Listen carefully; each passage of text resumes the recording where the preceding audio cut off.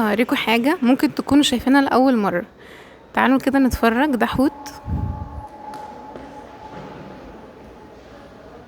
بصوا من الداخل عامل ازاي. بصراحة شكله كبير جدا، سبحان الله. هو يعني بطول الصالة كلها، سبحان الله. طبعا انا دخلت افتكرت ان في ناس حقيقية لكن طلعوا تماثيل. الفخار هنا اهو، مختلف اشكاله.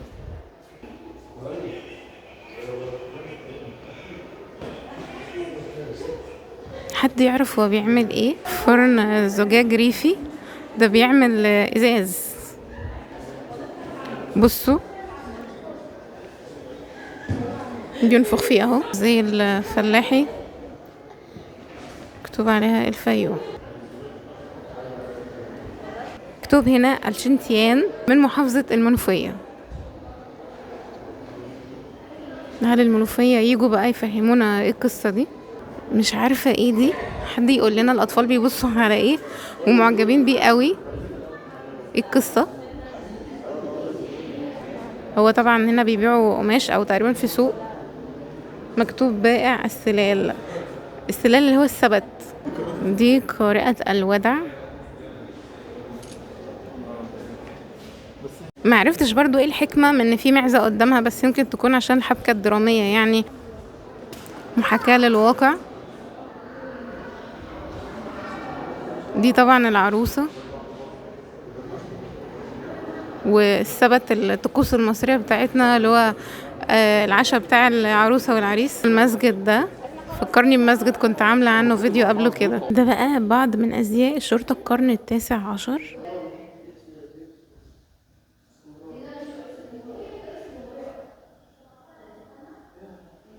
قاعة التصوير، عمركم شفتوا قبل كده أدوات التصوير القديمة؟ مش عارفين الكرسي الصغنن ده بتاع ايه؟ صندوق لتجفيف الصور، صناعة ألمانية من القرن ال19. الكاميرات دي برضو، معقول كل دي عدسة؟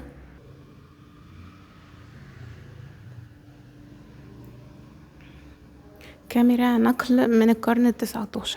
ما شاء الله، بصوا كاميرا ضخمة جدا. تعالوا نشوف دول ايه كده. بيقولوا بعض الطابعات الخاصة بالصور الفوتوغرافية القرن ال19. ياه، حجمها كان كبير جدا. بصوا الناس دي كانت بتشيل حاجات كتير قوي والله.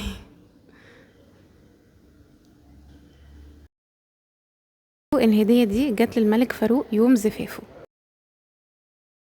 طبعا لما هنا ما شاء الله مجسدين كل حاجة لها علاقة بالزراعة. تعالوا اوريكم خزان اسوان. بصوا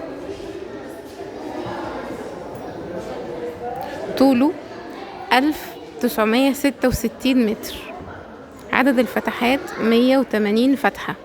دي بقى قناطر ديروت.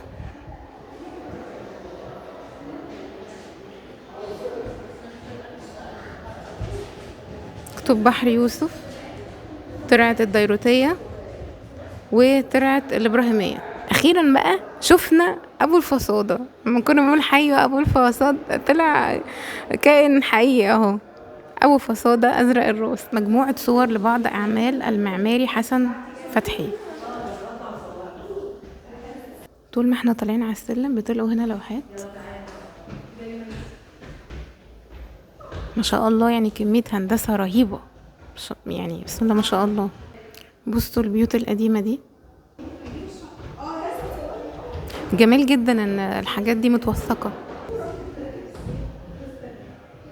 دي طبعا مش بيوت، دي ابراج الحمام. دي ابائيب، يعني على ما اظن كده، بس مش عارفة هي عالية قوي كده ليه.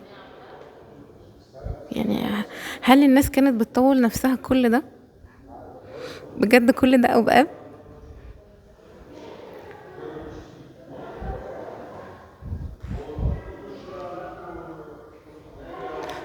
اتمنى يعني ان هي تكون عالية كده عشان طريقة العرض مش اكتر. بصوا التفاصيل. دي قوارب